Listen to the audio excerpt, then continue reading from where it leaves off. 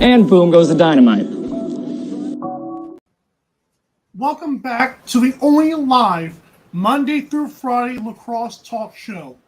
This is the Daily Dive. I'm your host, Michael Karvelis. To everyone on the West Coast, good morning, and to everyone on the East Coast, good afternoon. It's time for lunch.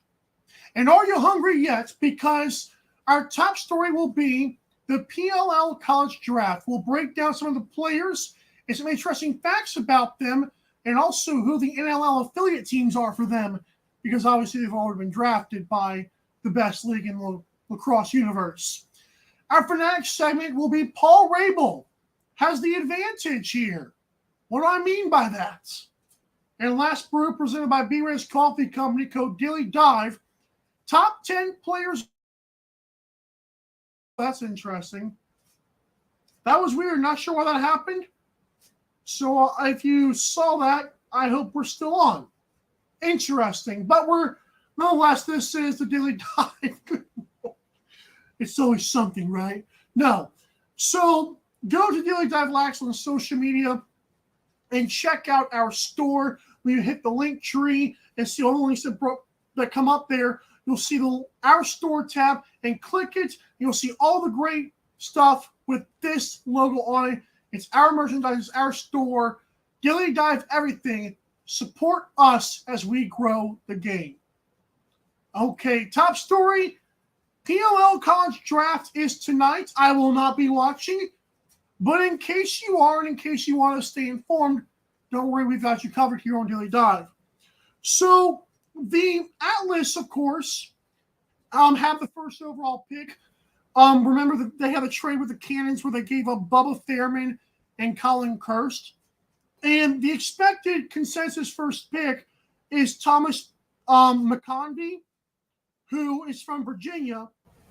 And he actually, if this happens, is going to join Kevin Crowley, Lyle Thompson, and Jeff Teets as the only players selected first in both field and the professional box lacrosse leagues.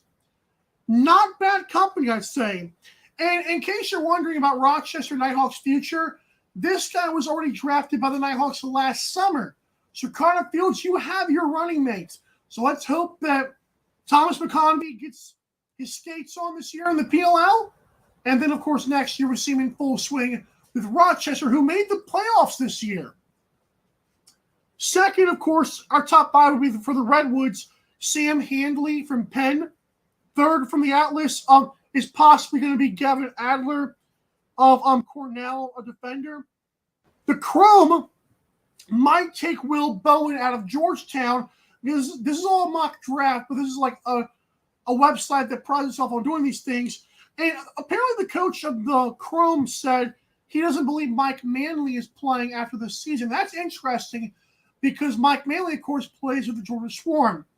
As we know, he's also a state trooper, I believe, in New York, which is absolutely insane. I keep saying, like, can you imagine getting pulled over and you see Mike Manley? Oh, my God, you play lacrosse. Yeah, you're going 105 and a 60. Son of a gun. Fifth place is expected to be the Archers. Well, the Archers are going to be there. And Brett McCarr out of Maryland. He's actually the first Terps player to wear the famed number 1 jersey since 1993. So I don't know if they never get good players or if he's just that good. As for other NLL draft picks that we've seen, mocked 8th to the Water Dogs is Peyton Rosanka out of Loyola. He was drafted by the Seals. In round 2, pick 9, which is the first pick in round 2, you've got the Cannons, who might pick Owen Grant out of Delaware, and he's been drafted by Vancouver Warriors, who were trashed this year. Round 3, pick 17, the Chaos. We talked to, of course, our guy, Andy Towers. And hey, here's my proof that I once got a Chaos shirt and a Chaos glass, and I only got this. So, Paul Rabil, you are a scumbag. Whoever owns your merchandise place, they still never responded to me. It's absolutely amazing that I paid money for that and only got the cup. Okay? Whatever. But they're supposed to pick Ty Kurtz, if this mock draft goes correct, out of Delaware. He's got consecutive 45-goal seasons, and aren't the Albany Firewolves who drafted him very happy? Just saying. And, of course, the Chaos could also pick up Cam Weirs, Cam Wires from Loyola. He was a first rounder by the Bandits. Can you imagine the chaos getting him in round 3? A first rounder by the Buffalo freaking Bandits. That's insane. It's good stuff there. But hey, if you're watching the PLL College Draft tonight, or if you're not even, because we don't want you to give them credit. I'm kidding. If you are, let me know in the comments or just on social media in general, the players that you're watching. Is this Thomas McConvey kid worth it? Is he going to be the next Lyle Thompson, the next Jeff Teets? And hopefully he is, because it would be awesome if Rochester did have that awesome of a player up there. He's a midfielder, which I believe is like French for forward in our league, in the box lacrosse league, or whatever. I'm learning, okay? I'm trying. That's about as much PLL as you're ever going to get from me. I'm trying so hard to watch this league. Again, my first lacrosse sport that I love was actually like the college field game. But when I saw NLL, I literally could not go back. So I'm trying to learn this PLL stuff like more again. And talking to Andy Towers, of course, helps that. He's been awesome coming on the show twice now, by the way. But coming up next, we're going to talk more about the PLL in specific Paul Rabil, because I believe he has the advantage, but over who? And how can the who combat his advantage, which kind of seems unfair at this point. Daily Dive will be right back next.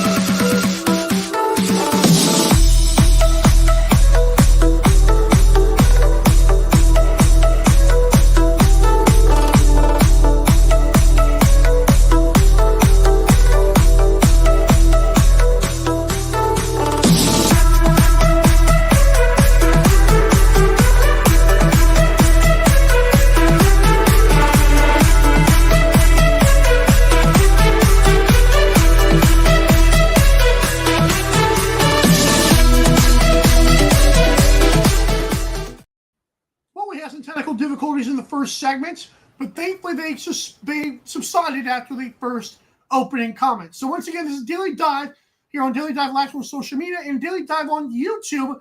Check us out. We are rolling with this thing. 41 YouTube subscribers, 270 some Twitter followers, and of course we've got 60 some Instagram followers. I'm not mad. It is so hard to grow stuff nowadays on social media. So thank you guys so much for tuning in and being loyal. I love you guys. Our next segment is presented by Fanatics. If you want the best in sports merchandise from every league, including the NLL, hit our link tree on our Daily Dive Live social media bios and click the Fanatics logo. When you purchase something, it could be NFL, it could be NBA G League, for crying out loud. The credit goes to us, and we thank you so much for that. Fanatics and Daily Dive, thank you. Paul Rabil has the advantage, and it could be an unfair advantage because money is a schmuck and money talks. But Paul Rabil, of course, is the established poster boy. Of course, the former NLL player, which always bugs me about this guy, that he embraced this whole field game. Like, how do you play the NLL and say field's better? I don't know. But he's the cover boy. He's the poster child for the PLL. He is their owner. They're his son, his sons, and this is what we get. He's always on ESPN. So PLL just posted something the other day. He was on SportsCenter. I personally, thanks to religious values, did not watch. I'm kidding. This is gonna be a great segment. But then they teased this morning that First Take is gonna happen. Listen.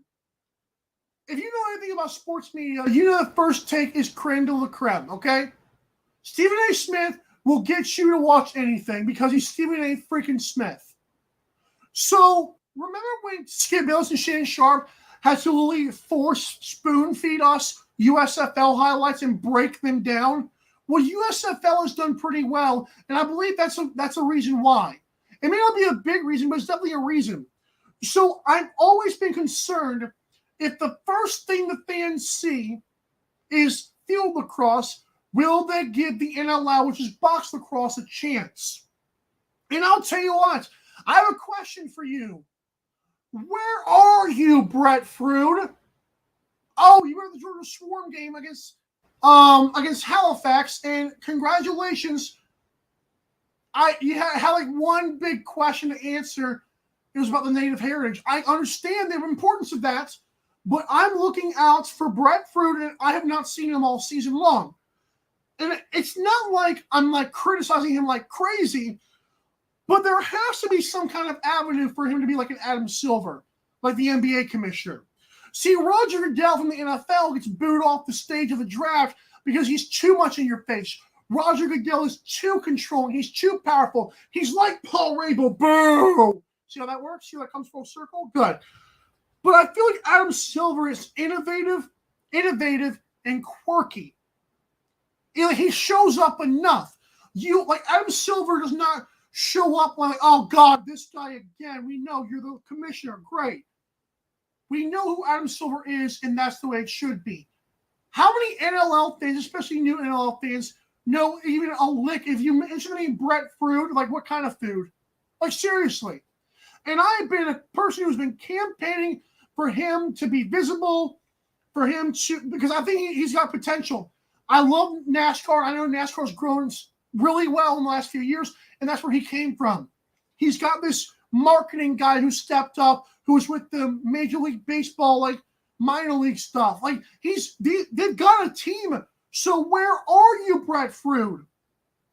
Again, don't be like Paul Rabil, because that dude's way too involved. Although he's got charisma and he's the poster boy. Man, listen, stop it. The NLL needs a spokesperson. The NLL needs somebody who can grow the game, and grow the game, not just the field game, but the box game. Because I'm telling you, I've told you this a million times, this is the league that will eventually be the top league. Field, we are so far behind field because of whoever failed the marketing strategy of the last 25 years in the National Lacrosse League. And again, you can criticize me all you want. You can crucify me. I don't care. That's just the case. This league is too darn good to be in the shadows as it has been. I should have known about this thing years ago, and I didn't. So this league needs somebody who can grow the game, who can make sure it's better than the field game and the marketing, and that's why I'm putting in my application to be the NLL spokesperson. Listen, truthfully, I have nothing. I just want the commissioner of the Box Lacrosse League to at least be like half as visible as Paul Rabil. Maybe that's too much. Maybe like a quarter of what Paul Rabil's done. Because again, I've seen Brett Fruit one time this season. It was Georgia and Halifax, and he answered 3 questions. 2 of them didn't count. 1 of them was about the native heritage going on the field. That's fine, Danny. What's going on, man? I just want to know. As a curious fan, as a person who really loves the game, especially your league, I need a little bit more from you. That's all. I don't want you to be Paul Rabil because God Almighty, I might have to go to the NLL draft and boo you off the stage if you become that kind of guy. And hopefully you don't have the charisma of that guy. I think it's cocky charisma personally. After I've seen some of the things that Paul Rabil has said, I see how he's treated the NLL. Listen, I understand that. But to me, can you at least be Adam Silver? Like, don't be Goodell, don't be Rabil. Can you at least be Adam Silver? And those who know sports know what I'm talking about there. Come on, Brett. Let's go. Best lacrosse league in the world. Their own website says it. I told you guys that last week. It feels like every time you read an NLL article on their website, it's like part of the National Lacrosse League. The best and most successful lacrosse. Like, shut up. Like, we should not have, the NFL does not pat itself on the back every time they write an article. That's just, you can't do that. It looks weird. You're trying to inform people. You sound like, oh, wow, we're the best. Like, that's not informing people. That's patting yourselves on the back because you're scared of the PLL. Seriously. That's what that comes across to me as, as a as a fan who does a show like this. That's what comes across to me. So I need Brett Fruit to be a little bit more visible, to tell me what's going on. Tell me, for me personally, I want like a video game. I know it's not going to happen for like another 5 years probably. That's just the cold hard truth of that. I'm not getting an NLL video game at all. Okay? But I would at least like a little bit more exposure for this dang league. I need some things to tell me. And again, I've been told that maybe, we'll see more in the offseason, but God almighty, we better. Because Paul Rabil, if this Paul Rabil fellow, this poster boy, was literally just had something to do with First Take this morning, I didn't get a chance to watch it. But if he did, I'm in shambles right now. Because now we're way behind I'm telling you, first Sports Center, I can live with. First Take is national TV, and people tune in to that a bunch, okay? Just saying, I need a little bit more. Again, maybe not half as much, but a quarter of a tank would be good. Because Paul Rabil's he's another level. Whatever. Again, go to Daily Dive Lax on social media, click the link tree in our bio, and shop Fanatics for every league, including the NLL. You have to press more and click NLL, by the way, and you'll see it. But yeah, it's whatever. Oh, by the way, this was interesting in terms of lacrosse. I was on the ESPN app this morning trying to find college lacrosse results, and you literally have to go. Let me get this up for you guys. I don't have a share screen right here, but when you open the app, you have to go to more, scroll down to more sports, and then where is it? Even more something else.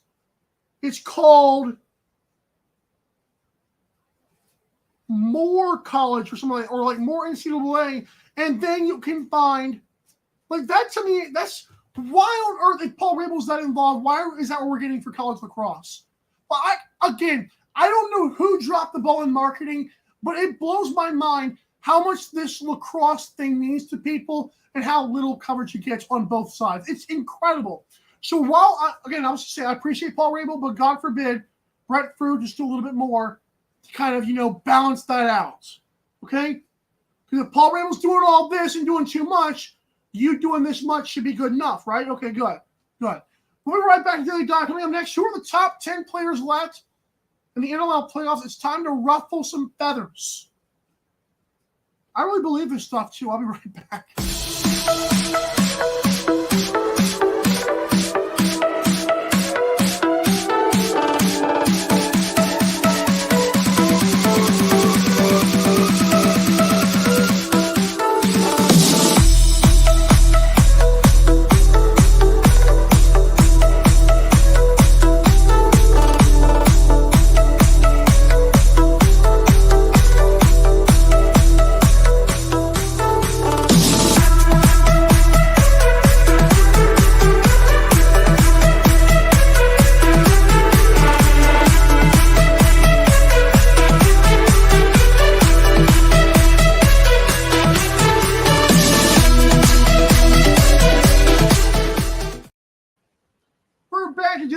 Here on social media at Daily Dive Lax, and of course on YouTube at Daily Dive. This is our last brew presented by B-Res Coffee Company. Code Daily Dive. Get the awesome coffee flavors. I'm telling you, those things you did not know you needed coffee flavors like that until you check out the website. But use promo code Daily Dive at checkout, and of course, brescoffeeco.com.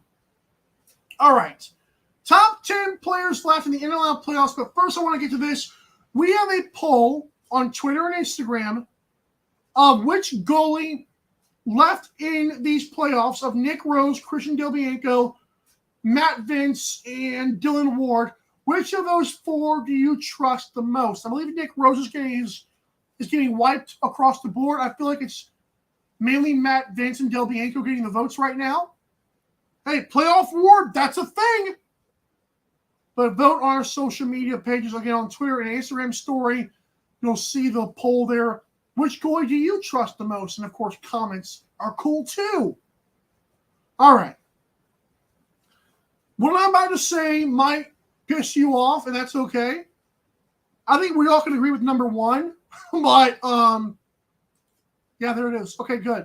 So we have let's go 10-1 here. Number 10 is Ian McKay. I have to give love to these guys who are transition/defense players. Ian McKay is absolutely amazing. If you saw how easy he made that goal look late in the game against against Rochester, you know what I'm talking about. Ian McKay is an awesome transition / defensive player, and I think he deserves a spot on this list. Number 9 is the Toronto Rock's Latrell Harris. Now, I might be biased here because he came on the show and brought the charisma and the flair. That's a great interview, and he also is a really good player as well. He had a nice transition play as Ashley Docking was actually talking. Then Latrell Harris scored, and I believe Ashley was actually talking about Latrell. That was pretty cool. Number 8 is Buffalo-based Josh Byrne. Now, Josh Byrne, and really the guy ahead of him too, have a chance to move up on this list if I were to do one like after games 1 and 2. But Josh Byrne, I feel like since he's been back from his 3-game absence from injury earlier in the season, I haven't felt a lot of his presence. And is that weird? I know he's my 8th best player left in these playoffs out of 4 teams, so that's not bad. I feel like Josh Byrne's better than that. Maybe it's because the guys ahead of him are just choosing and good at what they do. But I feel like Josh Byrne, I was calling for him for MVP before he got injured. And now he's number 8 on my list. I need to see more, and maybe that's because they're going to use him more.